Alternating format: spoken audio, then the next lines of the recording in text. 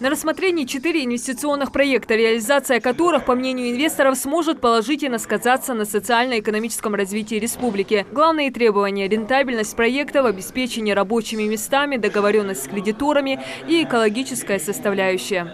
Власть сегодня, государство должны создавать равные условия для всех бизнесменов, желающих открыть свое дело. И потому я бы хотел с вами еще раз честно, открыто обсудить эти проекты.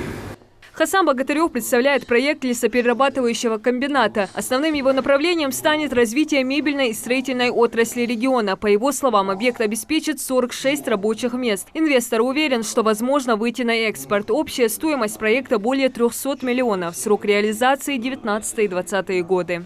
И с турецкой стороны приезжали представители, ознакомились, что мы будем делать, заинтересовались нашей продукцией. Точно так же заключить транзакции. Что касается данного проекта, на первом этапе мы вот первую линию завершили уже, со дня на день уже запуск у нас будет. Это у нас будет выпуск там мебельная доска и мебельный брус. И погонажные изделия, то бишь используем пород, это вагонка, евровагонка, европол, там блокхаус, имитация. Инвестор планирует завозить хвойный лес для производства из других регионов. В свою очередь, Зелимхан Евлоев поинтересовался риском вреда природе республики. Они будут нам представлять, мы загубим свой лес. Вот чего мы боимся. Вот чего мы боимся? Да, мы боимся. Чего имеется власть, население, жители республики. Следующий проект, который представили вниманию участников заседания – производство детских санитарно-гигиенических средств Best Brand. Инвестор отметил, что в СКФО это будет первый завод по производству такой продукции.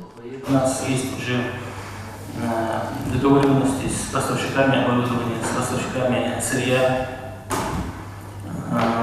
Есть уже заключенный договор аренды земельного участка. На том площадке нам отвели земельный участок, 1,5 гектара под строительство. Общая площадь застройки у нас 10 500 квадратных метров. На встрече презентовали еще один проект. Такое производство уже пользуется успехом на региональном рынке. Завод по производству бутилированной воды высшего качества РЗ планирует расширяться и реализовывать продукцию как в регионе, так и за его пределами. Предприниматель предлагает больше 20 рабочих мест. Эконом-сегменты, эконом воды можно разливать на равнине. Это просто я хочу объяснить, что при транспортировке это все качество воды, она меняется структуру, вода, она как живой организм. Поэтому предпочтение дается, чтобы мы в горах. У нас есть там, значит, земляной участок, со всеми разрешительными и по земле аренда, мы сейчас просто рассматриваем вариант еще расширить его. Для производства, для установки этого завода достаточно 2000 квадратных метров. У нас эти площади есть. Зелимхан Евлоев, в свою очередь, предложил инвестору уделить особое внимание рекламе и упаковке продукции. Еще один инвестпроект – завод алюминиевых сплавов с мощностью до 10 тысяч тонн продукции в год. По мнению инвестора, его реализация позволит обеспечить рабочими местами 58 человек. У нас будет единственное на территории Северного Кавказа, если говорить о конкурентах. Стоимость инвестиционного проекта 398,8 миллионов рублей, срок реализации 19-20 годы, бюджетное финансирование 163,5 миллионов, из них федерального бюджета 159,5, республиканский бюджет 3,9 миллиона рублей. Собственные средства 17,2 миллиона рублей собственных и 218 кредитных. В свою очередь, участники инвестиционного совета поинтересовались отдаленностью планируемого предприятия от жилого массива и наличием экологического паспорта. Рядом с населенным пунктом будет расположено, тоже на площадке Алиев, по экологическим нормам. Экологический паспорт у нас получен на проект. По воде у нас будет оборотная вода на охлаждение заготовок наших. Не выбросов, не сбросов воды в грунт и не будет. Все у нас в цехе остается в работе.